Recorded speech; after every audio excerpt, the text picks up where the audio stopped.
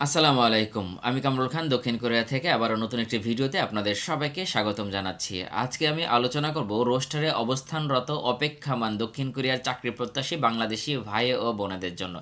আমি মূলত আপনাদেরকে ৩টি পরামর্শ দিব। ভিডিওটি একটু লম্বা হতে পারে, তাই শেষ পর্যন্ত দেখেন। আপনারা সমৃদ্ধ হবেন, আপনারা অযথা হয়রানি থেকে বাঁচতে পারবেন এবং ক্যারিয়ার গঠনের ক্ষেত্রে আপনাদের এই পরামর্শটা অনেক বড় ভূমিকা পালন করবে। সো আসেন মূল আলোচনায় প্রবেশ করি। আপনারা সবাই জানেন আগামী সপ্তাহে দক্ষিণ কোরিয়ার ভিসা ইস্যু হচ্ছে এবং আমার পক্ষ থেকে সর্বোচ্চ শুভকামনা থাকবে, দোয়া থাকবে আল্লাহ তাআলা যেন এবার রেকর্ড সংখ্যক বাংলাদেশিদের ভিসা ইস্যু করেন। তবে প্রকৃত বাস্তবতা এটাই, সেটা হচ্ছে যে সবারই তো একসাথে ভিসা ইস্যু হওয়া সম্ভব না, তবে রেকর্ড সংখ্যক যেন বাংলাদেশিদের ভিসা ইস্যু হয়।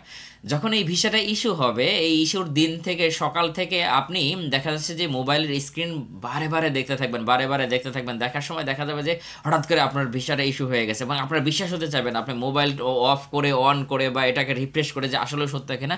এবং যখন এই ভিসাটা ইস্যু হয়ে যাবে, তখন আপনার মনের ভিতরে যে কি পরিমাণ একটা আনন্দ প্রকাশ করবে, আমি একজন ইপিএস কর্মী হিসেবে আমি এটা বুঝি যে এটা কতটা প্রত্যাশিত এবং কতটা আনন্দের একটা ব্যাপার। একবারে বুকের মধ্যে একটা অনাবিল শান্তি একটা অনুভব করা যায়। যাই হোক, আমরা বাংলাদেশের মানুষ এই ধরনের বড় বড় খুশিতে আমরা জীবনে সেলিব্রেট করতে পছন্দ করি এবং আমরা সেলিব্রেট করি, খুবই আনন্দ প্রকাশ করি।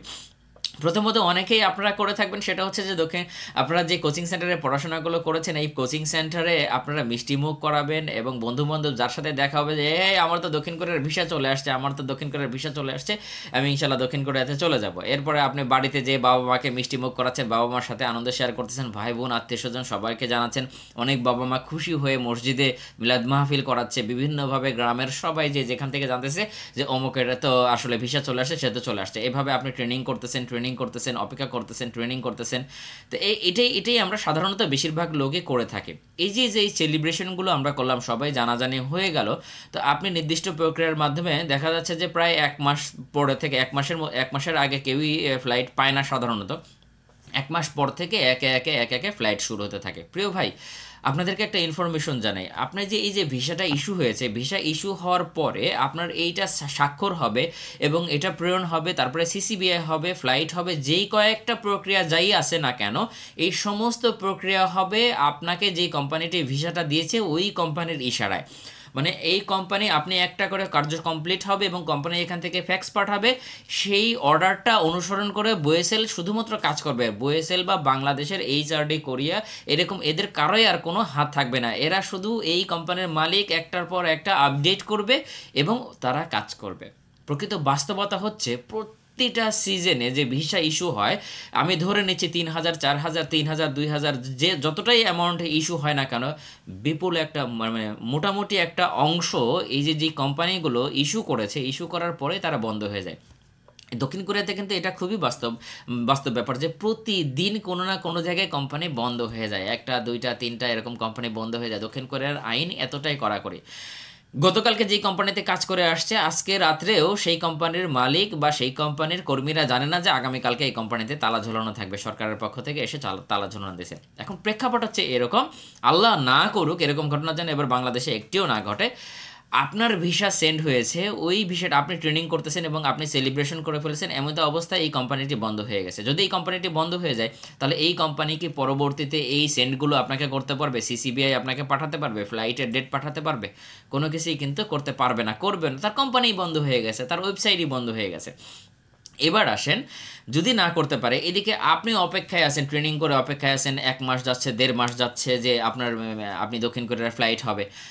আপনার আত্মীয় স্বজন, কোচিং সেন্টার, বন্ধু বান্ধব সবাই কিন্তু আপনাকে জিজ্ঞাসা করবে, জিজ্ঞাসা কী ব্যাপার বন্ধু দক্ষিণ কোরিয়াতে যাচ্ছ না, কী ব্যাপার ভাই, কী ব্যাপার ভাতিজা দক্ষিণ কোরিয়াতে যাচ্ছ না, একবার দুইবার জিজ্ঞাসা করবে। একটা সময় এই প্রশ্নগুলো আপনার কাছে পৃথিবীর সবচেয়ে কষ্টদায়ক প্রশ্ন হবে এবং আপনি এই প্রশ্নগুলো এড়ানোর জন্য আপনি ঘর থেকেই বের হওয়ার চেষ্টা করবেন না। এক সময় মানুষ বাড়িতে এসে জিজ্ঞাসা করবে, অনেকে তো টিটকিরি দিয়ে বলবে, কী রে দক্ষিণ কোরিয়াতে যায় চলে আসছো নাকি, ছুটিতে আসছো নাকি, বিভিন্নভাবে বলবে। বিশ্বাস করেন এইটা কবরের আযাবের মতো মনে হবে। আমি ব্যক্তিগতভাবে এরকম 10-12 জনকে চিনি যারা এরকম কবরের আযাব ভোগ করেছে জীবিত অবস্থাতে। এবং এগুলো পরবর্তীতে অনেকেই যাদের সামর্থ্য আছে এরা কি করে, বাড়ি থেকে এসে ঢাকা শহরে মেসে বসবাস করে।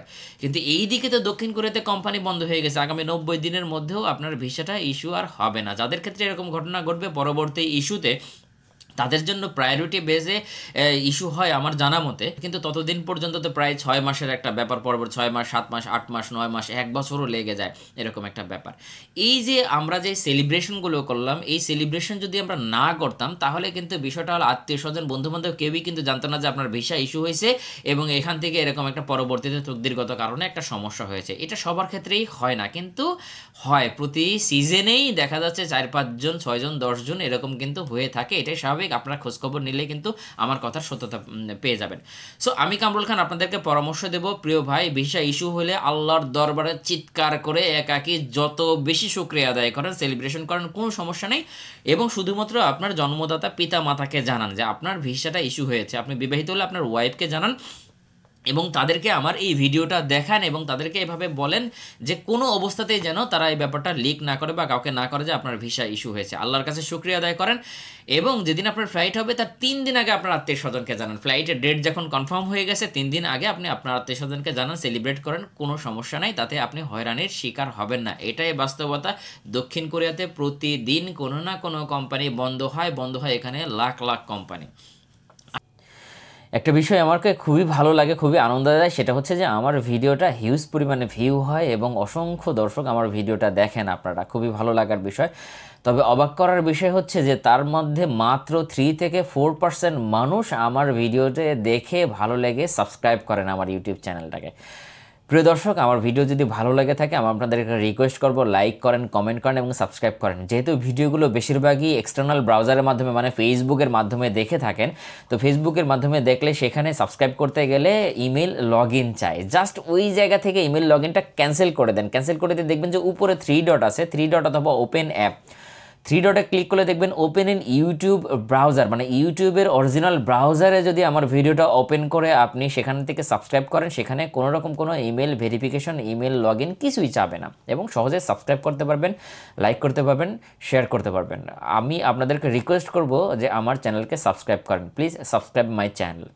আসেন দ্বিতীয় যেই পরামর্শ, আমরা যারা দক্ষিণ কোরিয়াতে আসবো, দক্ষিণ কোরিয়াতে আসার পরে 3 বছর পর থেকে আপনাদের ক্যারিয়ারগুলো টার্ন করতে শুরু করবে। হ্যাঁ, এই ক্যারিয়ারগুলো যখন টার্ন করবে, অর্থাৎ আপনি E9 ভিসাতে আসবেন, আপনার ভিসা পরিবর্তন হবে, আপনি এখান থেকে আরও বড় বড় সুযোগ পাবেন, বিভিন্ন দেশ আপনাকে অফার করবে, আপনি কানাডাতে যেতে পারবেন, নিউজিল্যান্ডে যেতে পারবেন, অস্ট্রেলিয়া যেতে পারবেন, আমেরিকাতে যেতে পারবেন। এখানে আসার পরে স্কিল হওয়ার পরে অনেক ধরনের সুযোগ থাকে। তো এই সুযোগগুলো সে তত বেশি লুফে নিতে পারবে যার কাছে দক্ষিণ কোরিয়ার ইনফরমেশন যত বেশি থাকে। যার কাছে দক্ষিণ কোরিয়ার ইনফরমেশন যত বেশি থাকবে সে তত বেশি উপরে উঠতে পারবে। আপনাদের ভিসা ইস্যু হওয়ার পর থেকে আপনাদের প্রায় 13 থেকে 14 দিনের একটা ট্রেনিং সেন্টার ট্রেনিং থাকবে। এই ট্রেনিং সেন্টারে যতগুলো ইনফরমেশন পাওয়া যায়, টোটাল ইনফরমেশনগুলো আপনাদের ডায়েরিতে নোট করে রাখেন। আপনারা, আমি জানি অনেকেই শুধুমাত্র সময় ব্যয় করবে, সকালবেলা যাবে আসবে, সময় ব্যয় করে, তারা এই ব্যাপারটা করবে না। কিন্তু যারা ওনারা যত ধরনের ইনফরমেশন দেয় আপনার মনে থাকবে না, আপনার রেকর্ড করা দরকার নাই, মোবাইলে ছবি তোলা দরকার নাই, শুধুমাত্র ডায়েরিতে রেকর্ড করে, ডায়েরিতে লিখে রাখেন এই ইনফরমেশনগুলো। এইগুলো দক্ষিণ কোরিয়াতে আসার পরে আপনার জন্য, আপনার ক্যারিয়ার গঠনের ব্যাপক হেল্প করবে। আর যারা যদি মনে করেন যে না আমি দক্ষিণ কোরিয়াতে যে E9-এ কাজ করব, 2 লাখ টাকা করে মাসে বেতন পাবো, আমি এই পর্যন্তই শেষ, তাদের জন্য এই পরামর্শ যথেষ্ট না, তাদের জন্য এই পরামর্শ কার্যকর না। কিন্তু যারা ক্যারিয়ারটাকে থেমে রেখে না আরও উপরে উঠতে চান তাদের জন্য এই পরামর্শটা যথেষ্ট কার্যকর। তৃতীয় যে পরামর্শ, অনেক ভাই আছেন যারা পড়াশোনারত অবস্থাতে দক্ষিণ কোরিয়াতে আসবেন। আমি জানি অনার্স ফার্স্ট ইয়ার শেষ হয়ে গেছে, সেকেন্ড ইয়ারে আপনি আসেন, সেকেন্ড ইয়ারের হয়তো বা পরীক্ষা অনেক পরে থার্ড ইয়ার, ফোর্থ ইয়ার, বিভিন্ন স্টেজে আসেন পড়াশোনার।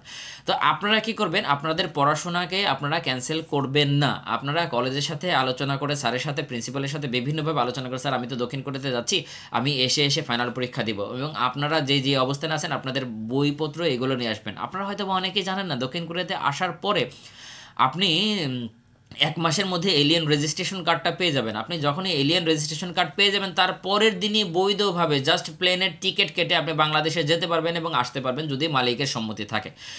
আপনি আসার 3-4 মাস পরে দেখাচ্ছে যে আপনার ফাইনাল পরীক্ষা হচ্ছে, আপনি দক্ষিণ কোরিয়ার 1000 জন মালিককে যদি বলা হয় যে সাজাংনি আমার তো বাংলাদেশে এরকম ফাইনাল পরীক্ষা আছে, আমি যাব 1-1.5 মাস আমি পরীক্ষা দিয়ে আবার চলে আসবো, জানেন একজন মালিক মাত্র না করবে, 999 জন মালিকই আপনার গায়ে হাত দিয়ে, মাথায় হাত দিয়ে সে একটা আন্তরিকভাবে দোয়া করবে এবং বলবে যে ও খুবই সুন্দর কথা। অনেক মালিক খুশি হয়ে আপনাকে কিছু গিফটও দিবে যে যাও তুমি পড়াশোনা করে আসো, তুমি পরীক্ষা দিয়ে আসো। তারা পড়াশোনাটাকে এতটাই মূল্যায়ন করে।